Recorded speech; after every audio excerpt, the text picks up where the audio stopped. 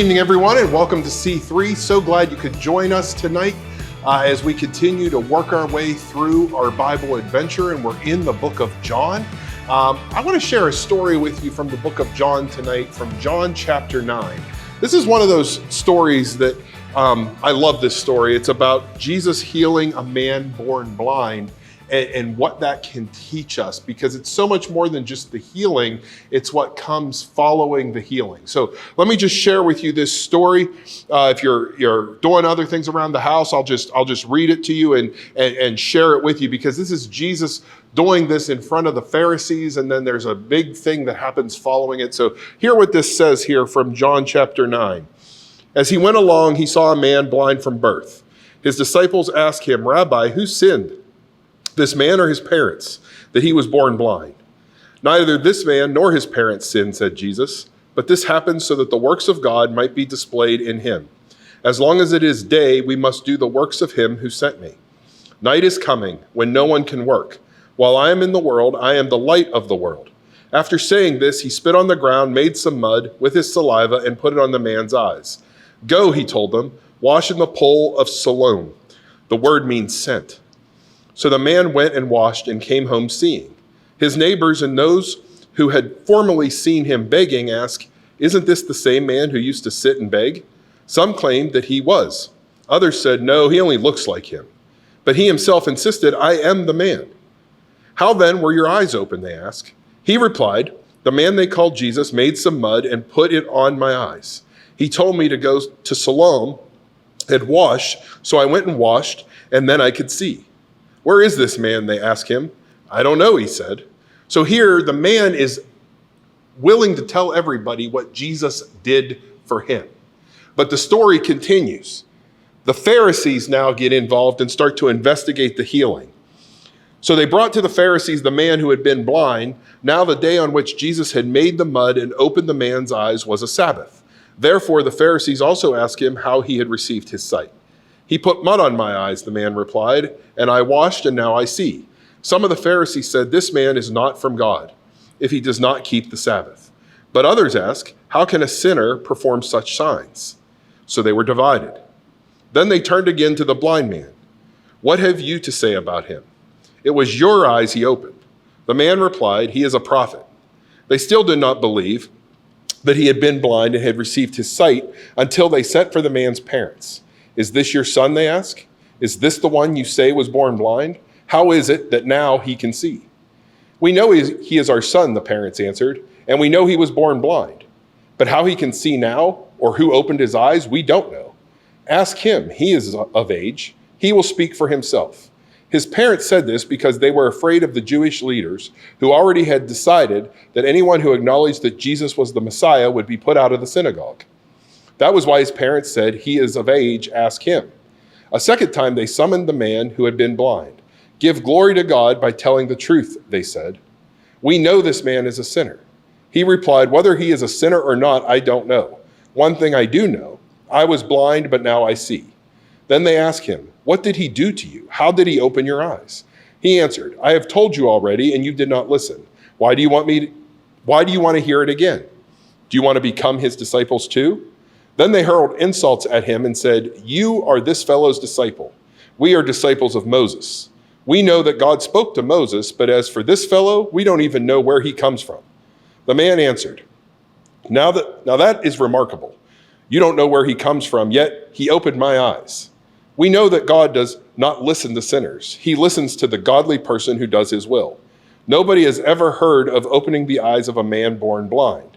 If this man were not from God, he could do nothing. To this they replied, "You were steeped in sin at birth. How dare you lecture us?" And they threw him out. Jesus heard that they had thrown him out, and when he found him, he said, "Do you believe in the Son of Man?" "Who is he, sir?" the man asked. "Tell me so I may believe in him." Jesus said, "You have now seen him. In fact, he is the one speaking with you." Then the man said, "Lord, I believe," and he worshiped him.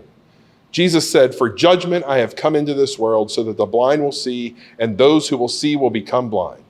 Some Pharisees who were with him heard him say this to the man and asked, "What, are we blind too?" Jesus said, "If you were blind, you would not be guilty of sin. But now that you claim you can see, your guilt remains. Now, this story is an interesting story because, again, Jesus is right there in front of the good church folk, and they are not willing to see Jesus for who he is. And my devotional for the day really spoke to this and really challenged me for how I live my life, and I think how we should all live our lives. And really, it was less about the healing and more about who we aim to please. Listen to this devotional. In contrast to their fearless, truth-telling son, the parents in the story are afraid of the religious leaders. Why? To be removed from the synagogue was to become a non-person in first century Jewish society. Yet we learn an important truth from the blind man's parents. When we are not the same person on the inside as we appear to be on the outside, there are painful consequences. Parker Palmer notes a few of those consequences for us.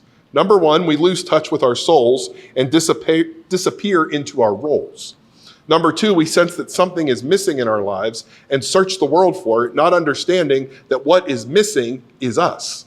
Number three, we feel fraudulent, even invisible, because we are not in the world as we really are.